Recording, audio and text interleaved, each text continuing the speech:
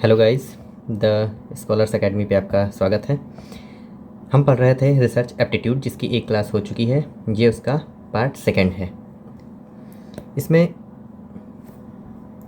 हम पढ़ेंगे अब सैम्पलिंग सैम्पलिंग कॉन्सेप्ट, यानी कि प्रतिचयन अवधारणा। तो इसमें सबसे पहले हम पढ़ेंगे पॉपुलेशन और सैंपल।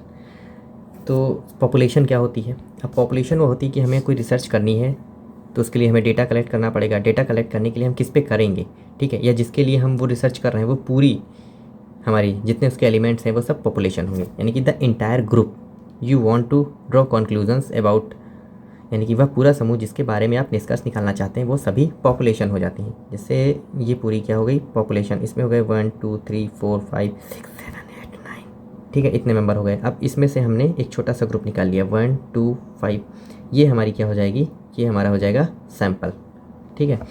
तो इसमें सभी संभावित अवलोकन शामिल होते हैं। अब सैम्पलिंग में देखें तो a specific smaller group selected from the population, यानी कि एक छोटा ग्रुप जो पॉपुलेशन से निकलता है, ओके, ये जनसंख्या का सही प्रतिनिधित्व करना चाहिए, ठीक है।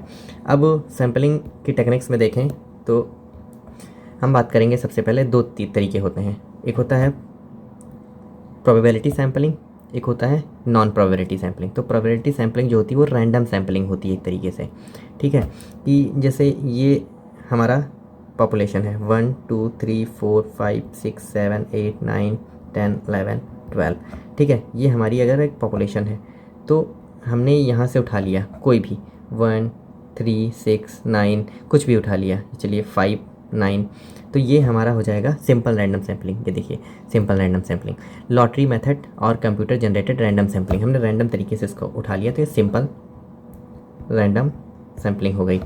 फिर आते हैं हम सिस्टमैटिक सैम्पलिंग में। तो सिस्टमैटिक क्या होता है, जैसे अब इसी में हम सिस्टमैटिक सैम्पलिंग की अगर हम बात करें तो इसी में से हमने 2 4 6 8 ये उठा लिया। अब इसमें सब में दो दो के बीच का गैप है, ठीक है, तो ये हो जाएगी हमारी सिस्टमैटिक सैम्पलिंग। ये हमने एक सिस्टम, हम रैंडम उठा रहे हैं पर एक सिस्टम हमने लगा दिया कि 2 का गैप हो जाएगा 4 का, या कोई ऐसा गैप जो सब में कॉमन हो, ठीक है, जैसे selecting every kth element from the list.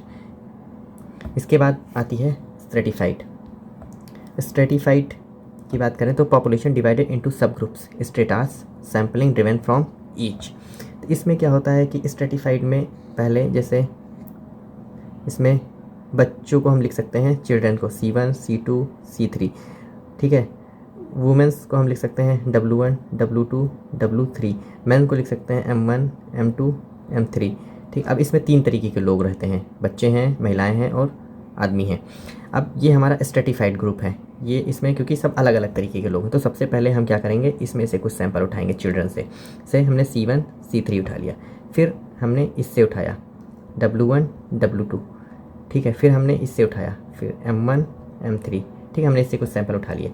अब इनमें से हम कॉमन सैंपल उठाएंगे, ठीक है, यानी कि स्ट्रेटिफाइड जो होता है वो हेट्रोजीनस होता है, ठीक है, हेट्रोजीनस से हम उसको क्या कहते हैं, होमोजीनस बनाते हैं ग्रुप, ठीक है। फिर इसमें से सैंपलिंग उठाते हैं जैसे C1 W1 या M1, तो इसे हम बोलते हैं स्ट्रेटिफाइड सैंपलिंग, और ये ज़्यादातर पूछा जाता है, ठीक है। क्लस्टर सैंपलिंग क्या होती है, अब हम पढ़ेंगे क्लस्टर सैंपलिंग। तो cluster sampling population divided into clusters areas entire cluster selected, यानी कि क्लस्टर सैंपलिंग गुच्छ प्रतिचयन, पूरे समूह या क्लस्टर का एक साथ अध्ययन करना, यानी कि ये है जैसे C1 C2 C3, वैसे ही children, women W1 W2 W3, man M1 M2 M3, ठीक है, इसी में से हमने उठा लिया, यानी कि पूरे क्लस्टर हमने पूरे अलग अलग क्लस्टर बना दिए। ये हेट्रोजीनियस था, ठीक है।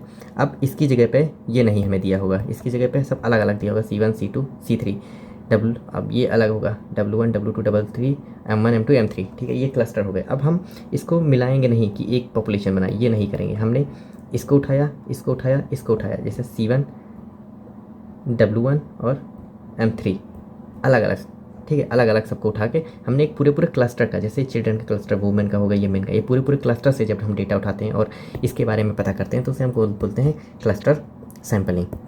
इसके बाद हम आते हैं नॉन प्रोबेबिलिटी सैम्पलिंग मेथड्स, जो अभी हमने बताया था कि गैर संभाव्यता प्रतिचयन, यानी कि नॉन रैंडम, ये रैंडम नहीं होते हैं, ठीक है, selection based on non random criteria. अब देखो इसमें हम कन्वीनियंस के आधार पर से चुनते हैं, ये सबसे पहले convenience sampling based on easy accessibility to the researcher, अपने रिसर्चर यानी कि शोधकर्ता के आसान पहुंच के आधार पर। कन्वीनियंस सैम्पलिंग वो होती है जैसे हम अपने जानने वालों को चुन सकते हैं, मेरे दोस्त हो गए या कोई हो गया, वो हमारी कन्वीनियंस सैम्पलिंग हो जाएगी। ठीक, फिर होता है पर्पजिव या judgmental, selected deliberately based on specific study objectives, यानी कि हमारी स्टडी के जो स्पेसिफिक ऑब्जेक्टिव्स हैं उनके आधार पर ही हम उन लोगों का चयन कर रहे हैं जिन पर हम स्पेसिफिकली स्टडी कर रहे हैं। विशिष्ट शोध आवश्यकताओं के अनुसार सोच समझ कर चयन करना। ठीक है, इसके बाद आती है हमारी कोटा सैम्पलिंग। कोटा सैम्पलिंग क्या होती है? Setting fixed quotas for specific settlements but selected non randomly. Quota sampling होती है जैसे हमने कहा कि ये मैन है, ये वोमेन है, ये चिल्ड्रन है, तो अब हमने पहले से कोटा फिक्स कर दिया है कि जो मेन होंगे वो 33% होंगे, वोमेन होंगी वो 33% होंगी, ठीक है, और मैन वुमेन और जो चिल्ड्रन होंगे यानी कि जो चिल्ड्रन होंगे वो 34% होंगे। ठीक है, तो हमने फिक्स कर दिया कोटा। अब हमें इसके हिसाब से, इस कोटे के हिसाब से अपने सैंपल को सेलेक्ट करना है कि मैन इतने रहे, वुमेन इतने रहे, चिल्ड्रन इतने रहें। ठीक है, ये कोटा सैम्पलिंग हो जाएगी। और स्नोबॉल सैम्पलिंग, कोटा सैम्पलिंग और स्नोबॉल सैम्पलिंग को याद रखिएगा। ये पूछता है कि कोटा सैम्पलिंग और स्नोबॉल सैम्पलिंग रैंडम है या नॉन रैंडम है, तो आप हमेशा कहेंगे कि ये कोटा और स्नोबॉल रट लेंगे, ये नॉन रैंडम सैम्पलिंग है। ठीक है, और कोटा में भी पूछता है हमेशा कि क्या होता है, और स्नोबॉल में भी हमेशा, स्नोबॉल तो हमेशा पूछेगा। तो snowball is existing object recruit further subject from their network. अब स्नोबॉल सैम्पलिंग बहुत आसान है। इसमें क्या होता है कि जो रिसर्चर है, ठीक है, उसने क्या पकड़ा, एक आदमी को पकड़ा। ठीक है, एक आदमी को पकड़ा, जैसे राम को पकड़ा। ठीक, अब राम को पकड़ा तो अब हमें अगर किसी चीज़ की स्टडी करनी है और ये व्यक्ति वो चीज़ करता है, ठीक, तो हम इस एक व्यक्ति से इसके जो पूरा इसकी तरीके का समूह है, ग्रुप है, ठीक, उसके बारे में हम पूछ सकते हैं, स्टडी कर सकते हैं एक ही व्यक्ति से, तो उसे हम बोलते हैं स्नोबॉल सैम्पलिंग। स्नोबॉल का मतलब होता है कि एक व्यक्ति को पकड़ते हैं और उससे हम कनेक्ट करते जाते हैं दूसरे व्यक्तियों को। ठीक है, यानी कि एक प्रतिभागी दूसरे प्रतिभागी का संदर्भ या लिंक देता है। ठीक, तो इसे स्नोबॉल सैम्पलिंग कहते हैं, ये याद रखिएगा हमेशा। इसके बाद आता है मेथड्स ऑफ डेटा कलेक्शन। ठीक है, मेथड्स ऑफ डेटा कलेक्शन, इसमें देखेंगे हम, इसको कहते हैं आंकड़ों के संकलन की विधियाँ,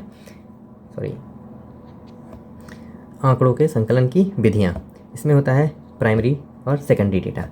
तो प्राथमिक आंकड़े कहते हैं, जो प्राइमरी होते हैं वो फ्रेश और ओरिजिनल होते हैं। अब प्राइमरी डेटा क्या होता है कि हम खुद से ऑब्जर्व करते हैं, खुद से हम डेटा को कलेक्ट करते हैं। ठीक है, collected from the first time by the researcher directly from the source. जब हम सोर्स से खुद ही डेटा फर्स्ट टाइम कलेक्ट करते हैं तो उसे हम प्राइमरी डेटा कहते हैं। जैसे शोधकर्ता द्वारा पहली बार सीधे स्रोत से एकत्र किए गए आंकड़े।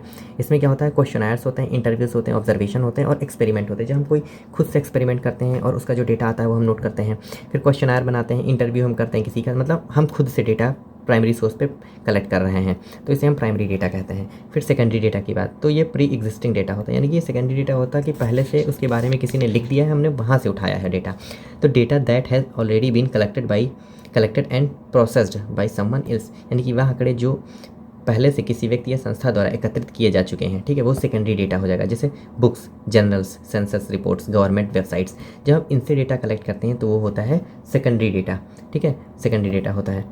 इसके बाद हम बात करते हैं हाइपोथेसिस टेस्टिंग के बारे में। अब ये भी इम्पॉर्टेंट है, हाइपोथेसिस टेस्टिंग यानी कि परिकल्पना का परीक्षण। हाइपोथेसिस टेस्टिंग में दो परिकल्पनाएं आती हैं, H0 और H1। H0 को बोलते हैं हम नल हाइपोथेसिस, नल हाइपोथेसिस, और H1 को बोलते हैं अल्टरनेट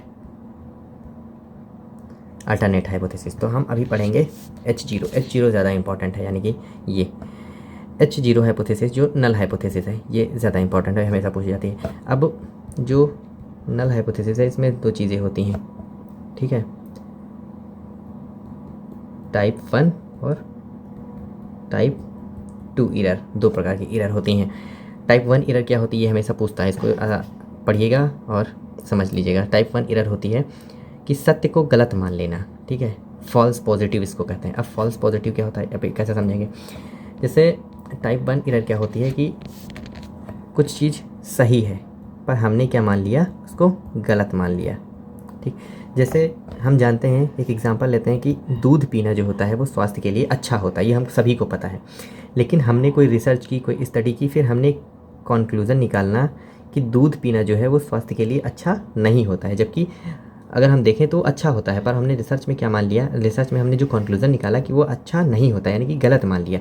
तो यहाँ पे कौन सी एरर हो जाएगी, टाइप 1 एरर हो जाएगी। ठीक है, टाइप 2 एरर में हम क्या देखते हैं, अब टाइप 2 एरर क्या होती है, फॉल्स निगेटिव इसको बोलते हैं। फॉल्स निगेटिव यानी कि असत्य को स्वीकार कर लेना। अब जैसे असत्य को हमने स्वीकार कर लिया, जैसे अब क्या है कि दारू पीना कि दारू पीना स्वास्थ्य के लिए अच्छा नहीं होता, ये सबको पता है, ये और ये सत्य है। ठीक है, पर हमने कोई ऐसी रिसर्च की, कोई ऐसी स्टडी की जिसमें हमने ये निकाला कंक्लूजन कि दारू पीना स्वास्थ्य के लिए बहुत हानिकारक हो, दारू पीना स्वास्थ्य के लिए हानिकारक नहीं होता है, परंतु ये जो सही क्या है कि हानिकारक होता है। तो हमने असत्य को क्या स्वीकार कर लिया। ठीक है, तो हमने असत्य को स्वीकार कर लिया यहाँ पे, तो ये हो जाएगा हमारा टाइप 2 एरर हो जाएगा। ठीक है, या फॉल्स निगेटिव हो जाएगा। तो ये दोनों चीज़ें पढ़ लीजिएगा, ये हमेशा पूछता है। इसके बाद हम आ जाते हैं थीसिस और आर्टिकल राइटिंग का फॉर्मेट हमारा क्या होना चाहिए। ये बहुत ज़्यादा इंपॉर्टेंट नहीं है, बट इसको पढ़ लीजिए। इसमें सबसे पहले क्या होता है, हमारा जो प्रिलिमिनरीज होता है उसमें होता है title, abstract, table of contents. ठीक है, सबसे पहले हमारा क्या होता है, टाइटल आता है हमारा। ठीक है, कि हमारा टाइटल क्या रहेगा। फिर आता है अब्स्ट्रैक्ट, कि उसका जो सार है वो क्या है, पूरे हमारे सोर्स जो हमारे रिसर्च पेपर है। फिर टेबल ऑफ कंटेंट्स, कि हमने कौन कौन से चैप्टर लिखे हैं, उसमें क्या क्या लिखा है, वो टेबल आ जाती है। फिर मेन बॉडी आती है, जिसमें इंट्रोडक्शन, लिटरेचर रिव्यू और मेथडोलॉजी का यूज़ करते हैं। उसके बाद रिजल्ट और डिस्कशंस आते हैं। ठीक है, रिजल्ट में हम डेटा एनालिसिस, फाइंडिंग्स और कंक्लूजन निकाल देते हैं। ये हमारा रिसर्च पेपर यहाँ कंप्लीट हो जाता है। लेकिन इसमें जो मेन चीज़ है जो लास्ट में डालते हैं वो है रेफरेंस, बिब्लियोग्राफी एंड अपेंडिक्स। ये डालना बहुत ज़रूरी होता है कि हमने किन सोर्सेस का यूज़ किया है और अपनी स्टडी को या अपने रिसर्च पेपर को पूरा किया है। जैसे इंट्रोडक्शन हो गया, ठीक है, इंट्रोडक्शन, साहित्य समीक्षा, मेथडोलॉजी, परिणाम एवं विश्लेषण, रिजल्ट, निष्कर्ष, कंक्लूजन और रेफरेंस के बिना कोई भी रिसर्च पेपर हो, थीसिस हो, रिसर्च आर्टिकल हो, वो कंप्लीट नहीं माना जाता है। इसके बाद हम स्टाइल पे आते हैं।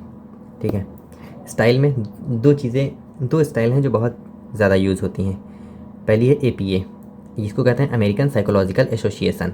ये याद कर लीजिएगा, इसका फुल फॉर्म पूछते हैं, APA स्टाइल। APA का मतलब क्या होता है, अमेरिकन साइकोलॉजिकल एसोसिएशन। और MLA स्टाइल का होता है मॉडर्न लैंग्वेज एसोसिएशन। दो स्टाइल होती हैं, mainly use in social science, education and psychology.